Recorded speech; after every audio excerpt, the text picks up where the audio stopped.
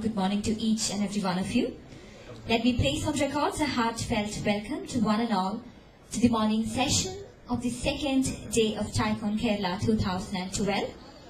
We are commencing the morning session, and before we begin, let me request everyone to please switch your mobile phones off or turn them silent so that we can have an uninterrupted session. For the kind attention of the speaker, please see that you strictly stick on to the timings allotted. Let's now begin the session, and to chair the session, we have Mr. Shivdas Menon, the Managing Director, Sterling Farm Research and Services. On behalf of TiECon Kerala 2012, let me invite you to chair the session, sir. Mr. Shivdas B. Menon is the Managing Director of Sterling Farm Research and Services Private Limited. Being an agricultural engineer by profession, he has worked for highly reputed agri-tech companies like the Amalgamation Group, Shaw Wallace & Co. Limited and Pierce Leslie India Limited for almost 2 decades before forming Sterling Group in 1988, the manufacturers of agri-inputs for domestic as well as international markets. Today, Sterling Group is a leading exporter of agri-tech products apart from catering to domestic requirements. The company has a state-of-the-art testing and research and development center facility, one of its kind at Cochin, for developing high-tech agri-inputs and testing food and agricultural products. Mr. Shivdas Menon is the former president of TiE and also past chairman of CII Southern Region, Kerala, and headed various committees in the organization. His area of interest include agri-inputs, food and other agricultural products testing, and agri-projects consultancy. Indeed, a pleasure having you here, sir. If I could request you to please take over. Pleasant session, delegates. Thank you. Jindu, I think it will invite other speakers also. Mr. Joe. Let me also welcome to the speakers for the session. Mr. Rakesh Kaka, IAS, the Secretary, Food Processing Government of India. Mr. G.C. Chauhan, former Managing Director, Priest Milk Holland. Mr. Alex Thomas, the Managing Director, Tierra Food. And finally, Dr. Viju Jeka from Sindite Group.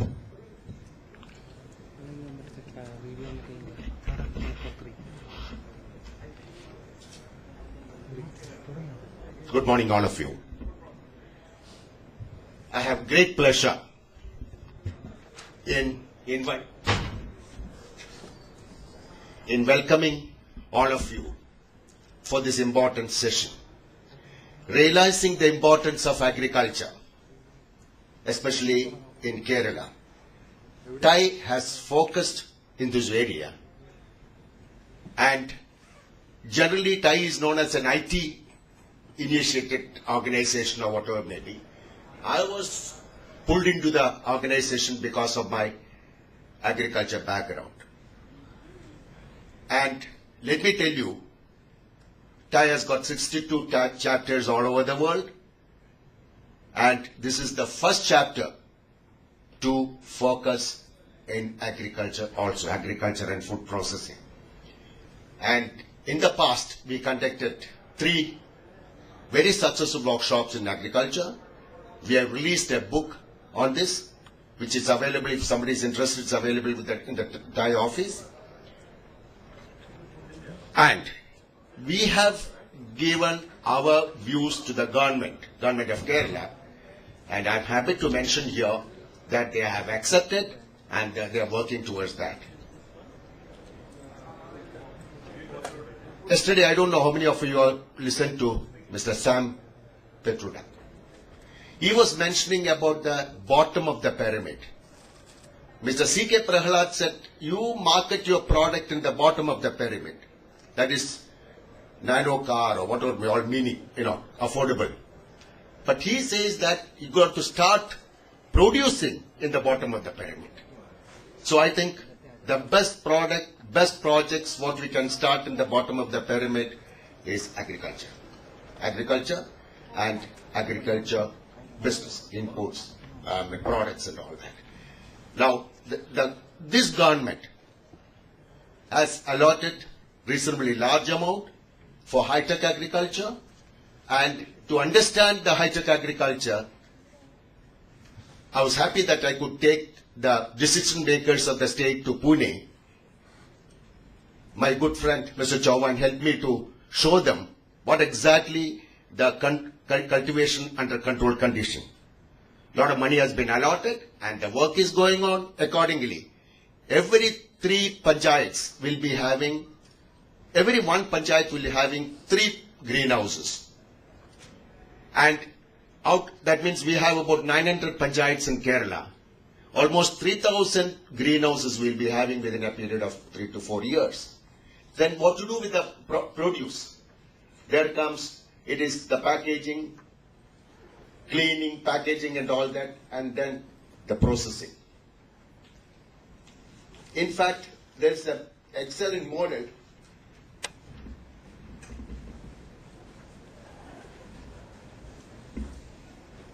An Israeli model. They call it as sun and satellite model. I think this model has been adopted in South Korea also. I have seen myself. And I think that's a very suitable model for Kerala. I think the details, I'm not getting into that details today because we have very important eminent speakers here. I want you all to listen to them. But certainly, anybody is interested that you can approach type, Kerala will be able to provide that. Accordingly, you have about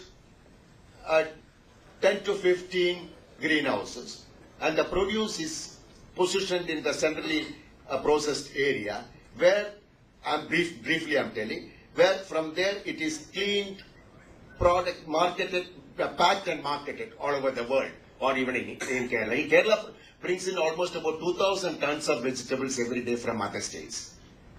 That means that if you work out the price, total price, it works out about 1,500 crores of rupees every year.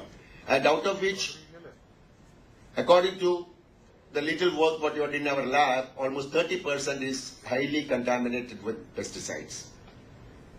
So this is the area where entrepreneurs can get in. There are a lot of the technologies available.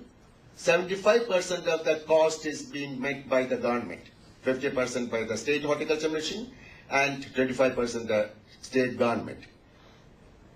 I think you all should go to enter. Now let me, there are important speakers here, and I want you to listen to them. Later we can interact and any questions can be answered. Let me now invite Mr. Rakesh Kakar, IAS, Secretary Food Processing, Government of India. Welcome to you, sir, and we are very happy that you are here today. We need your help. A lot of entrepreneurs now will be getting into food processing, and unfortunately we are very far away from Delhi. We need your guidance, and certainly Thai can work as a bridge in connecting the initiative taken by the government here. Thank you. Let me have the pleasure of introducing Sri Rakesh Kakar. Sri Rakesh Kakar did his BA in Economics from Hindu College, Delhi, and his Masters in Economics from Delhi School of Economics in 1974. Thereafter, he taught at the undergraduate level in Delhi University for 3 years before joining the Indian Administrative Service in 1977. Sri Kakar has held senior positions in the industry, finance and planning departments in the state government of Tamil Nadu. He has worked in Government of India in the Ministries of Petroleum and Natural Gas, Finance, Power in the Prime Minister's Office, the Telecommunication Authority of India, and the Department of Consumer Affairs. He has also worked in the Energy Research Institute and in the Wind Energy Association of India. Since July 1, 2011, he has been working as the Secretary in the Ministry of Food Processing Industries. I welcome you, sir, to deliver your speech. Thank you.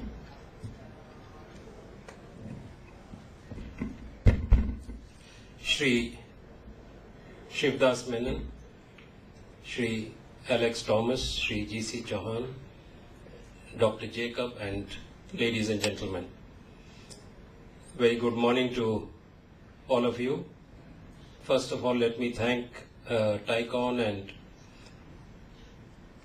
Mr. Menon in particular for giving me this opportunity to come and talk to all of you and exchange notes on what is happening in the food processing sector from the government perspective. As Mr. Menon has pointed out in his opening remarks, the fundamental starting point of all activity is agriculture. And we depend, of course, on our sister departments in agriculture, agricultural research and extension, and in the animal husbandry and fisheries department to give us the basic raw material with which we can take the processings further.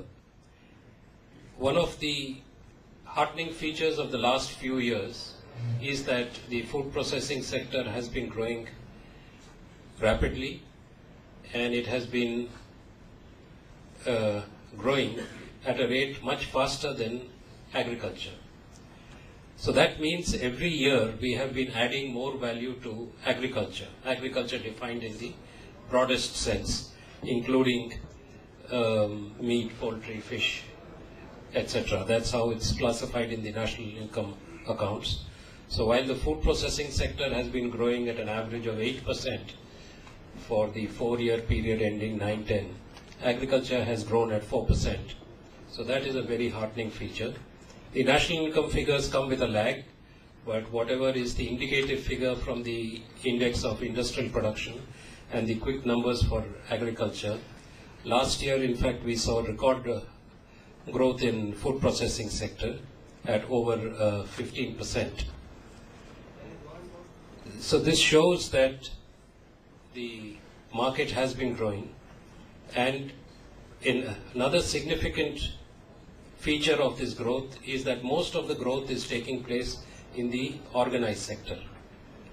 As per the national income classification, the accounts are broken up into two categories, the organized sector and the unorganized sector. Unorganized sector are those who are not required to register under the Factories Act. So the organized sector has actually grown at a rate of much more than 20%. While this is good news for the sector, but what it does also mean is that the growth potential in terms of employment is much less, because the organized sector has a much lower potential for employment than the unorganized sector. But even though the unorganized sector is growing very slowly, it still accounts for the lion's share of employment. About 70 to 75% of the employment in food processing is still in the unorganized sector. So in the government we are trying to support both the organized sector as well as the unorganized sector. This ministry was started in 1988, roughly about 25 years back, and initially all the activities of the ministry were initiated from Delhi itself, and these were relatively small, and I think that is the reason why they remained focused on a centralized mode of implementation. But last year, when we were drawing up the plan for the 12th plan, which is to start on 1st of April this year, we found that this is actually coming in the way of further growth of the sector. And as Mr. Menon also pointed out in his opening remarks, Trivandrum is very far from Delhi. So what we have done is that we've taken out some of our schemes and we have put it into a new scheme called the National Mission on Food Processing. Essentially, it means transferring the implementation from Government of India to the state government. So earlier, even if you wanted a small assistance of 1 lakh or 2 lakhs, papers had to travel up and down between Trivandrum or Cochin and Delhi. And not only at the time of the initial sanction, but even at the time of release of every installment. Some of you who are in the food processing sector would be aware of the problems this creates. And when I had come last month for the Emerging Kerala conference also, a number of you who came up with your own individual problems. We hope that with this decentralized mode of implementation, at least for these schemes which we have transferred to the state government, these problems would be overcome.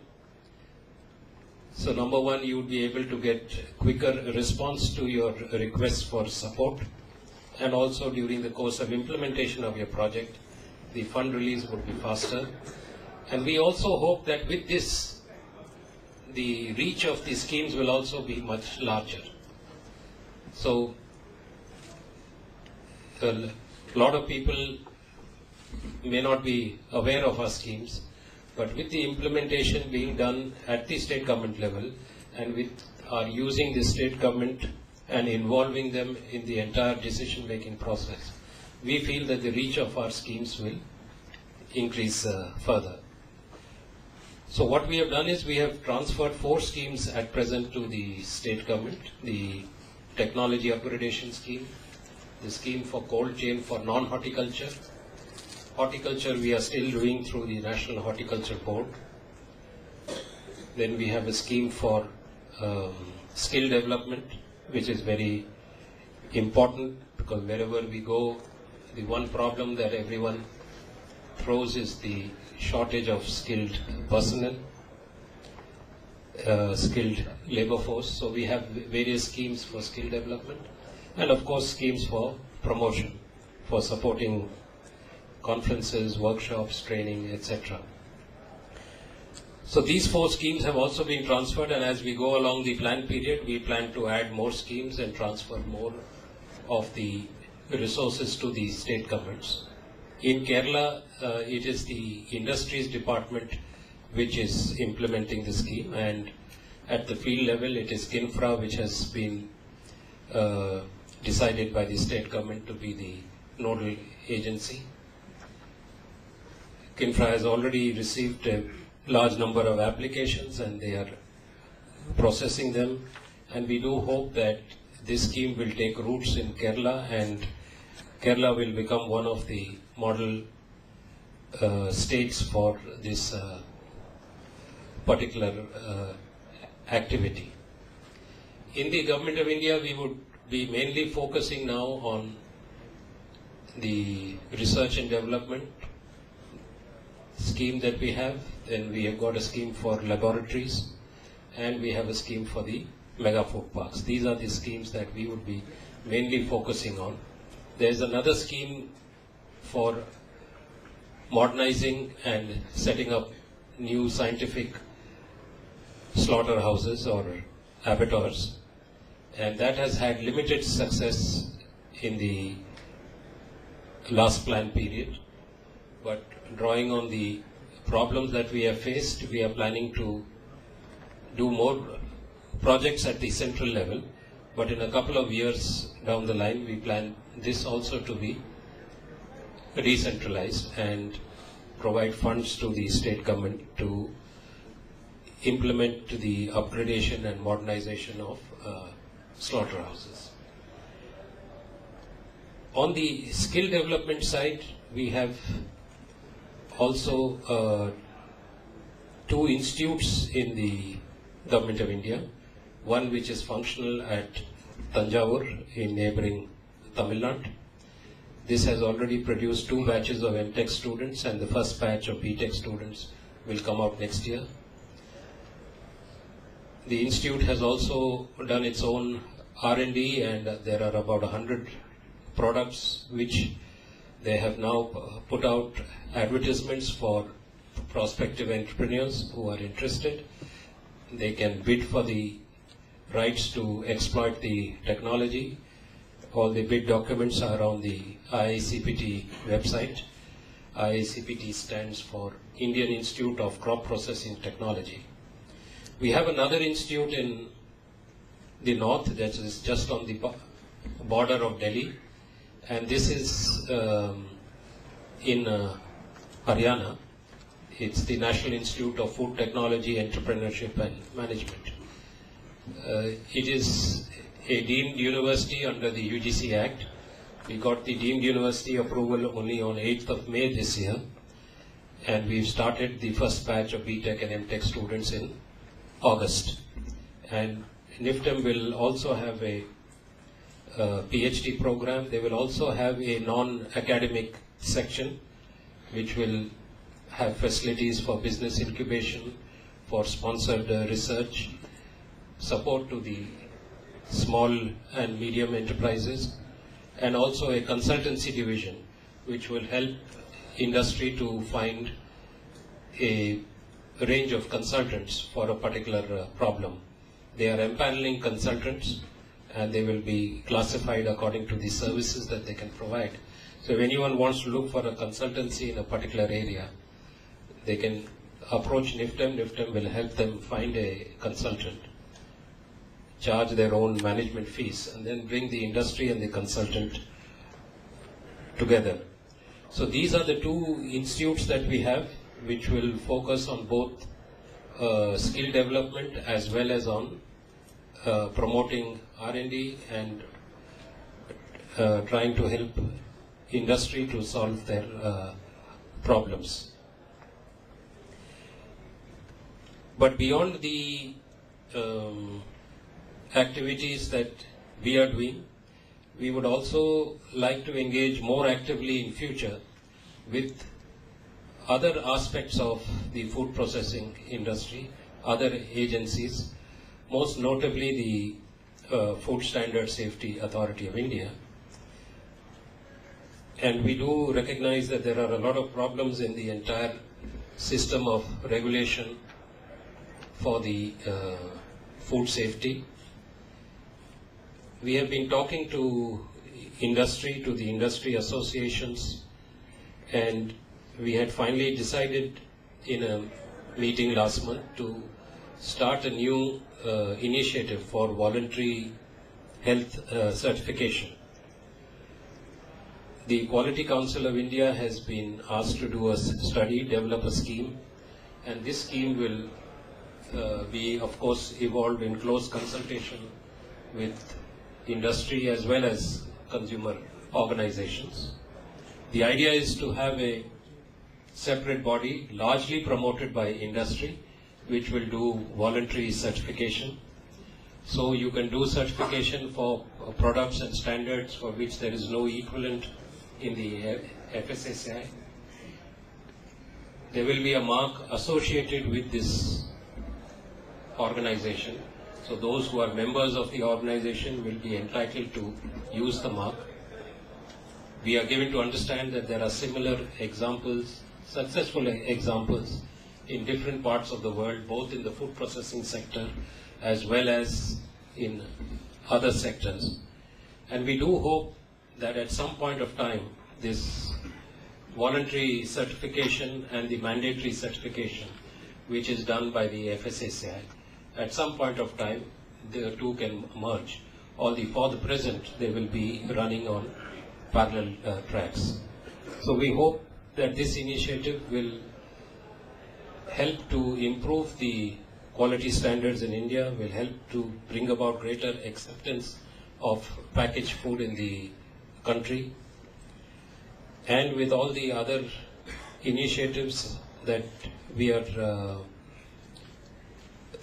taken and we propose to take in the coming years, which I have briefly outlined, we do hope that the food processing sector will grow much faster. I had visited some units around Trivandrum yesterday, and whether it's Trivandrum or any part of the country, wherever one goes, one sees that the growth rate of the sector has been quite impressive. But there are problems of labor, there are problems of energy, availability of energy, there are problems of regulation, health safety being of course one of them. But there are problems of import regulation, export regulation.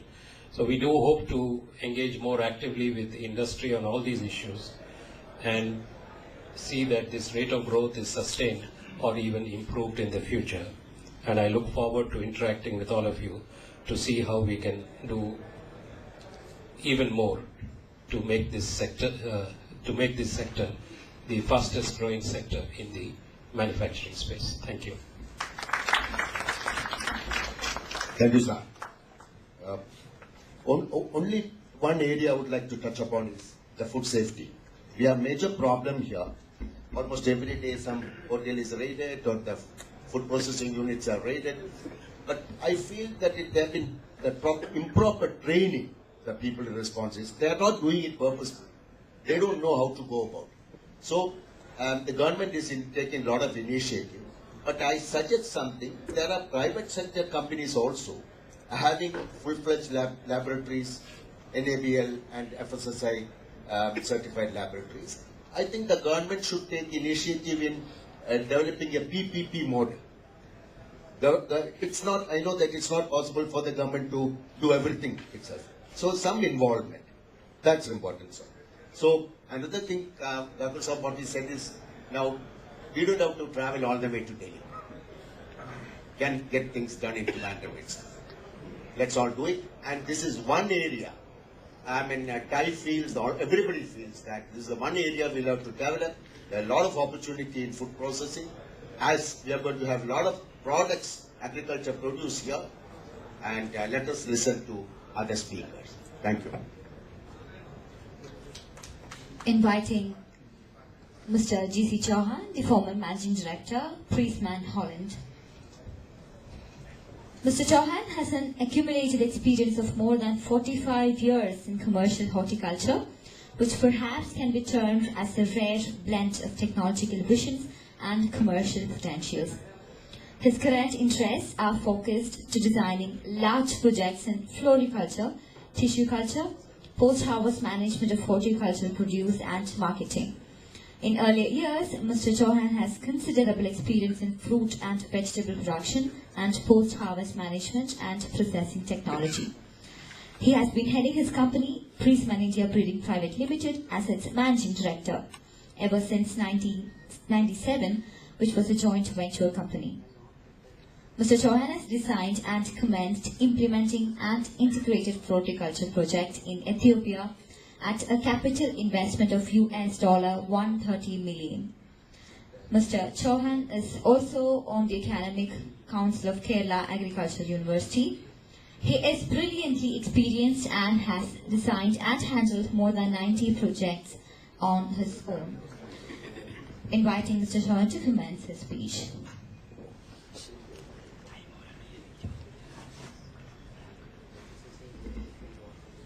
Mr. Shivdas Menon, Mr. Kakkar, Rakesh Kakkar, Mr. Jacob, and Mr. Alex Thomas, and ladies and gentlemen, thank you very much for giving me the opportunity. I'll straight come to the topic, and then we can have the interactive section a little later. First slide. Next. We'll skip the abstract and get down to the. Yes. This one. This is the state of Kerala. We have done some homework here. I've been here twice before, and before that, the high delegation group, high power delegation group had come to see some of the projects designed by me in Maharashtra at the Mahatma Phule Krishi Vidyapeeth and some commercial projects. And as a result of this study, the preliminary study, we have identified two areas. One is the area where the temperate crops can grow climatically, which is the Munnar and Vattavada area. And we have identified some crops for that area. Another one is the tropical region, which is Nalimpati, which is south, which is and it is hot, it is tropical. So accordingly, the idea is to take advantage of the climatology, the good soil and lot of rain, and build up plug in the technology so that you make an optimized blend of technology, the climatology, and the crops which are high value and gives a better return to the farmers.